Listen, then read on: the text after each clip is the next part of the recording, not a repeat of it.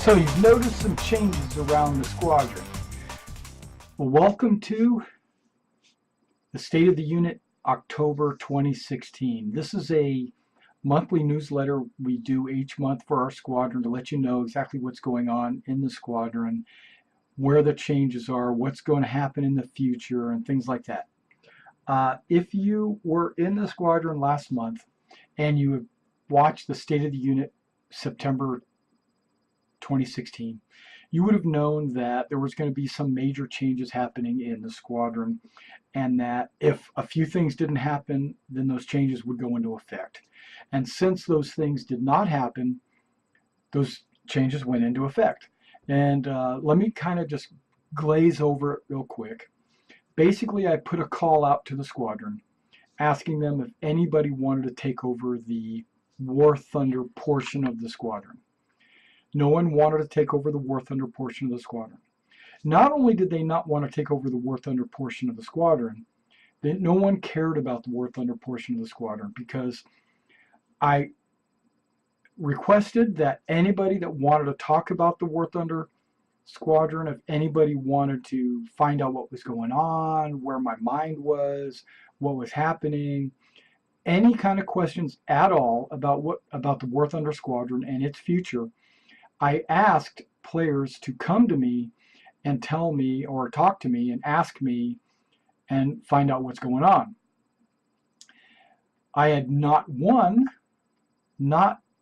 anyone came to me and said, "Hey, Mr. Everything, what's going on with the squadron?" Or, "Hey, what can I do to make it better?" Or, "What do we need to do to change it?" Or anything at all. Not one person from our War Thunder group came to me and said, "Hey, let's keep it the way it is," or "let's get rid of it," or "let me take over," or "I think I know a guy that might want to take it over," or "why don't we hold off for a month?" Nothing, not one comment. So this was disparaging after 2 weeks. So about on the 15th, approximately 16th, I think it was, the day that I made the decision. On the 16th, I said, "Man, it's been 2 weeks with the State of the Unit plastered," and it still is, whoops, wrong hand, it still is plastered on the front of the website, and not one person approached me. I left that up there deliberately to give people a chance to see it, because I know sometimes I'll only put it up there for a week, and then I'll take it down and put up another video, and take it down and put up another video.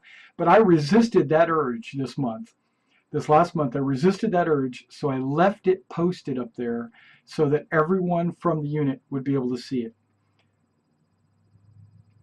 Not one person replied. So on the 16th, I made a conscious decision to get rid of the War Thunder squadron. Some of you don't know this, but Star Citizen this unit is a Star Citizen unit from the beginning to the end, period. We only started the War Thunder squadron as a side note, as a let's go play some War Thunder and have a good time while we wait for Star Citizen to come online. It grew in popularity, that portion of our squadron. People were joining our War Thunder squadron that didn't have anything to do with Star Citizen. And this was not a concern. It was actually kind of exciting that we had a lot of people joining from War Thunder, and then we were going to use that opportunity to kind of convert them into Star Citizen players. But we didn't put any major effort into that. We were just having a good old time playing War Thunder. But that wasn't the plan.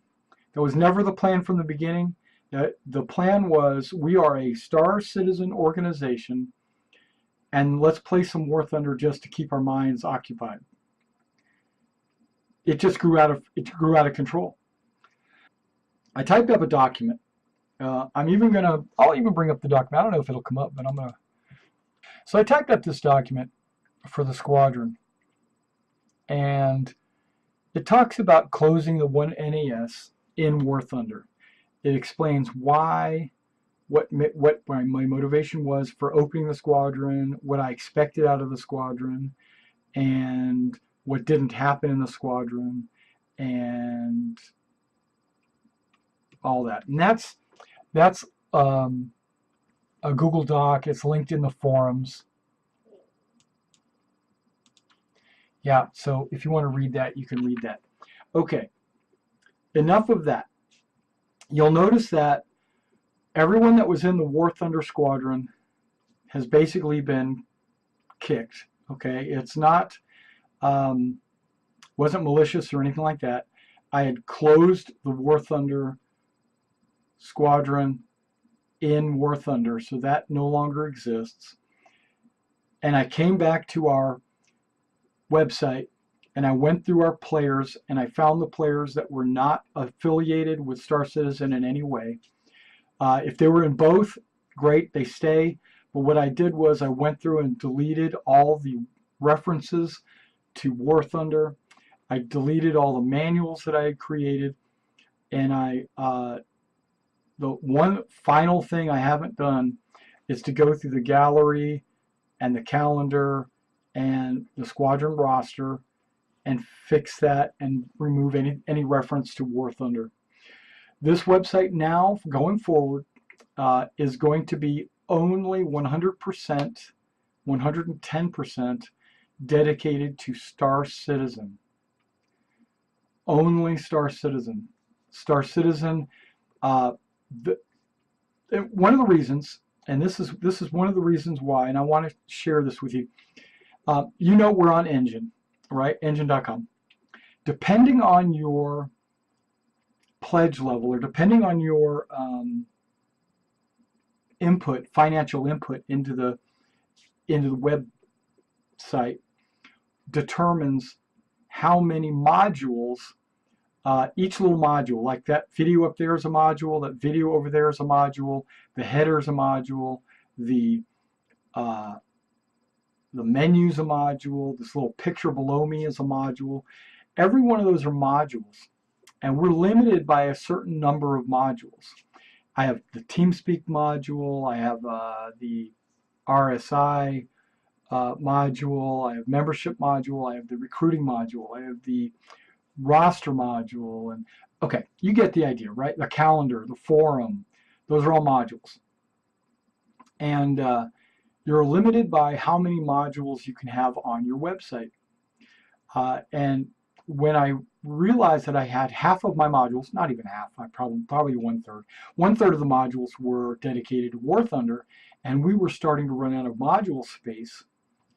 That was just icing on the cake, because when I started removing all the War Thunder modules, I freed up so much space on our website.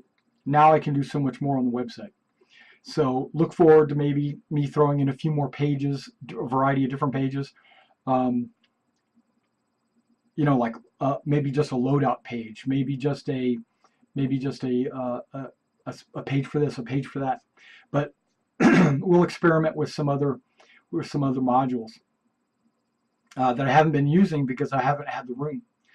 Also, we have had a couple of new recruits come into the squadron. We've got Storla Boy and V Raven 1010, right? You might see him as GZ1. But if you see either one of these on TeamSpeak, drop in, say hello. Our numbers are slowly starting to pick up in Star Citizen. We need to recruit in the persistent universe. We need to drop something in the chat that says the first 1AS is recruiting, and that you can go to our website at this location to recruit, to apply, and we need to do that. We also need to go to our official RSI recruiting thread and drop a recruitment post every day in there. You know, whenever I think about it, I click on it. I've even put it right here on the front page of our website where it says Star Citizen Recruitment Post. Click it, it'll take us to the official RSI forums, and you can see I'm the last person to post anything in there. Wow, and that was August 11th. That's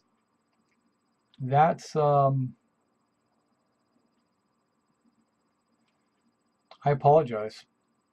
That is horrible. Our squadron should not have a whole month uh, between posts.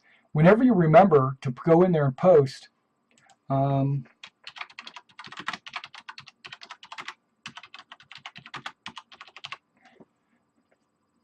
yeah, you don't have to say bump. P2 is amazing. That's great. Great change is coming soon. I had some great discussions with Aaron. You know, that's all you need to say. Piracy doesn't pay. I can even put up my new videos in there or whatever you want to put in there. But what that does is it puts us back to the top of the list for recruiting. Okay, so everyone should do that. And I'm default. You can see right there. My last post was August 11th. But I shouldn't rely on just me posting, right? If we have 11, 12 people in the squadron, in the Star Citizen only squadron, we should get at least a post every couple of days. You know, every couple of days there should be a post putting us at the top of the list. You know, or not, hell, every day. One person, you know, every day. Somebody should be posting in there. It doesn't necessarily have to be me. It could be you, you know. All right. So we need to recruit there. We need to recruit in whenever we're inside the person's universe. We need to drop a post saying the first NAS is recruiting. We don't have to spam it. We don't have to hit it like every 10 minutes or whatever. Every couple hours, if you're playing for more than a couple hours, I would do it every couple hours because new players come and go, right? And so you want to be able to hit everybody. But we don't want to have it. We don't want it to be so. We want it to stay immersive too. So a recruitment post needs to be in fiction. So we need to say that the UEE is recruiting, the one NAS is in your area, please apply, blah, blah, blah, right? Not, hey, this new org is, you know, this Oregon Star Citizen is recruiting. No, you don't want to say that. We want to keep it inside the fiction. It'll just sound better and be more appealing. Okay, and get them to look at the website. Get them to come to the website because in our website, we've got our code of conduct, you know, right here where it tells any new player basically what kind of a squadron we are, you know, and all they got to do is check the code of conduct. They won't necessarily have access to our field manuals. Well, let's close that off. Okay, and I've had it on autoplay too, as you just noticed. So that should have been auto-playing anytime somebody came to the website. The problem I think that we had was not everybody came to the website, or when they did come to the website, they didn't watch the video. I understand I made that video like 44 minutes long. You don't have to watch it all in one sitting. If you only want to watch 15 minutes of it at a time, do that. But I do want you to watch the video. I want you to not just watch the video, but if you see any actions required, you know, like if I ask, hey, we need a new recruiter, or hey, we need a new trainer, or we need a guy to run the FPS guys, or any of that. If any of that shows up, you know, talk to me, volunteer or don't volunteer, but at least pay attention to it. All right, now let's talk about the saber. You notice how our saber right here is like the main thing on our website, right? You see sabers everywhere. Well, technically, the 1st Naval Aerospace Squadron is a saber squadron. We are a saber squadron. Now, is that possible? Technically, I don't think it is, because I think the Navy went in a different direction, like they went to the F-8 Lightning and not the Sabre. They stayed with Anvil because they went from Anvil Hornet to the Anvil Lightning, right? And Aegis was trying to get their contract back because they used to have the Gladius, but it failed, or it didn't win out against the Lightning. So now when the Lightning is released, or it's buyable or flyable, you're going to see that it's going to give the Saber a run for its money. But the Saber, I don't know how that fits in the UEE Navy, right? I don't think it really technically does. But that doesn't mean that a few squadrons weren't equipped with Sabers. It's possible, like maybe the Lightning was picked up like the F-14, where the F-15 was picked up by the Air Force, kind of thing, right? But we'll see. But we're going to pretend like we're a Saber squadron in the Navy. And does that mean that you can't fly anything else? No, it doesn't mean you can't. If you have a Hornet, or if you've got an Aurora and that's all you've got, that's fine. Just know that we're a Saber squadron, and when you get a chance to, it would be good for you to get the Saber, but you don't have to have one. You don't even never, ever have to get one. It's just kind of a in fiction kind of thing. That's what we are. And if you want to stick with your Hornet and fly with it all the time, that's fine. But the Saber's pretty sweet. Now, flight models are going to be changing soon. Also, I'm filming this on a Thursday, and I do believe tomorrow is the end of the fighter vote. And when the vote is tallied, the winner of the fighter vote will go up on sale for about the weekend or something like that. So if you're looking to pick up a Saber and you haven't been able to pick up a Saber,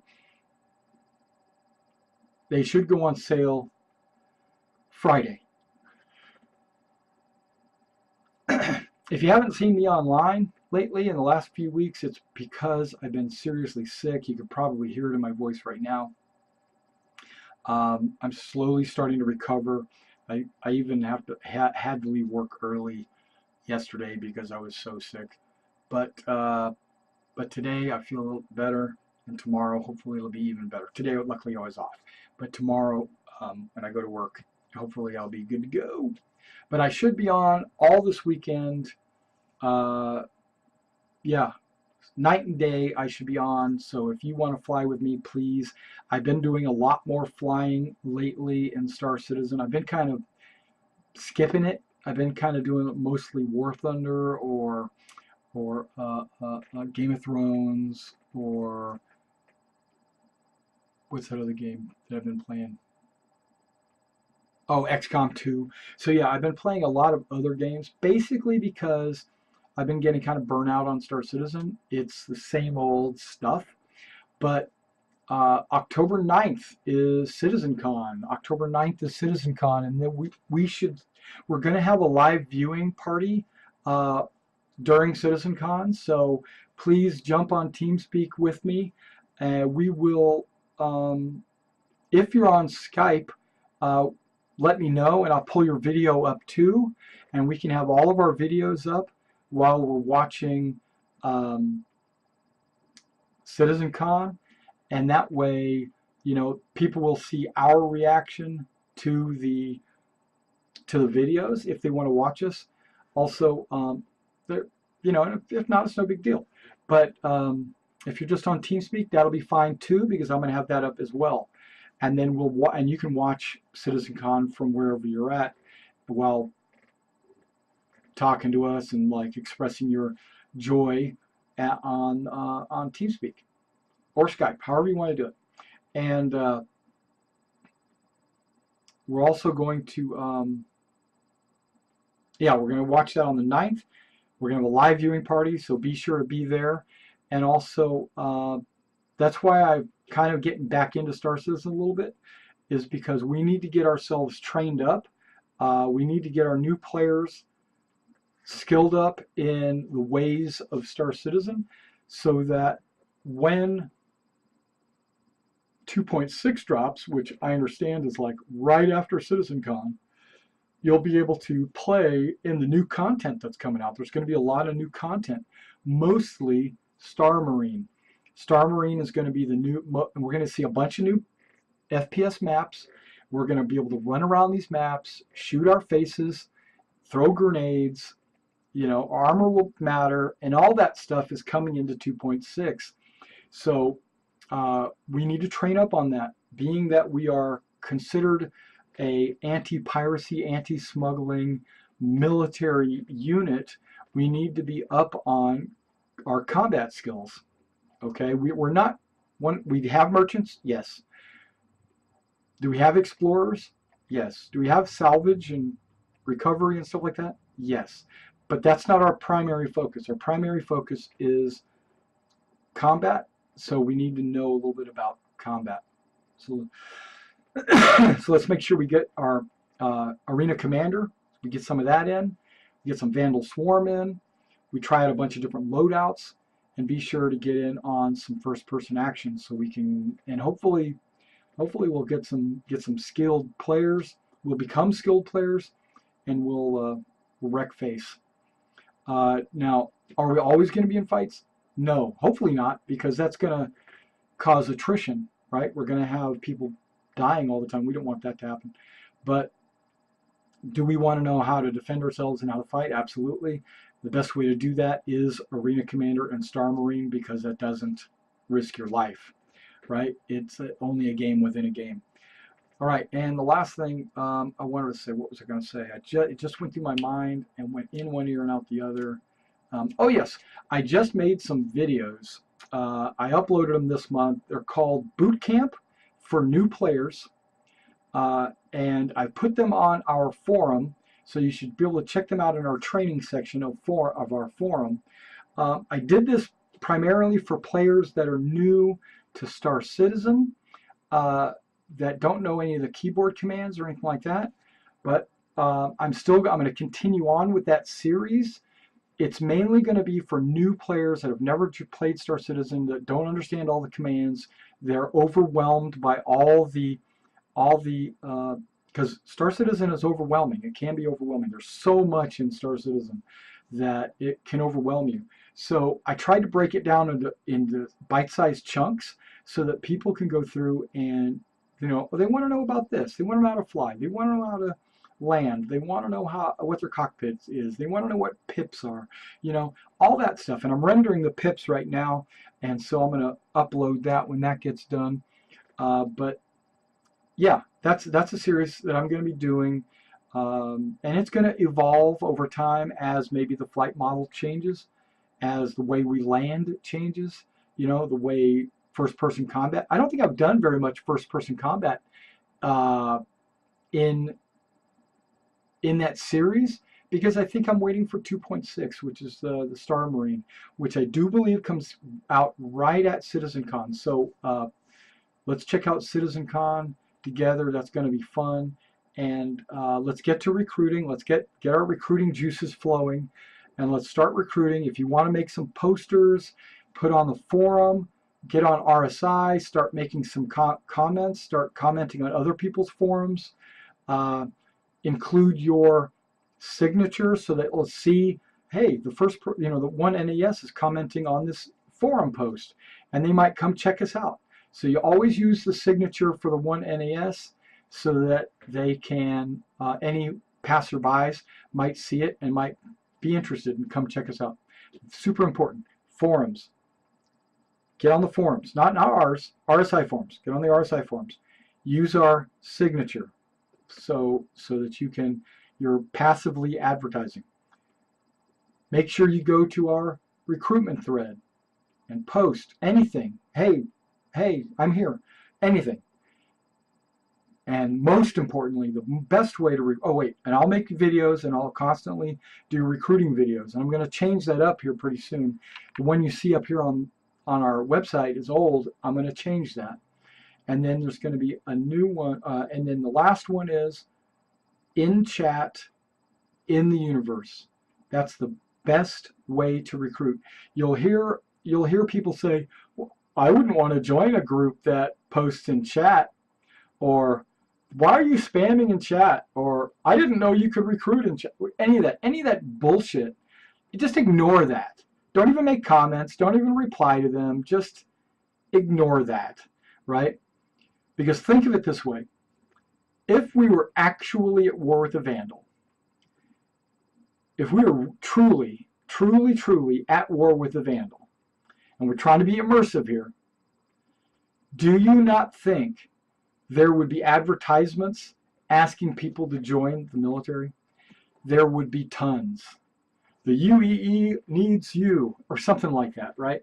So yeah, make sure you post it in the chat, and take it with a grain of salt. If they say something about spamming, you just tell them the UEE needs soldiers or needs pilots to fight the Vandal. Say Admiral Bishop needs more pilots. Even though we don't fly for Admiral Bishop, we're in the Andromeda fleet, but that's okay. All right, guys. Thanks for coming out and checking out this video, this important news announcement, and I'll see you in the hangar.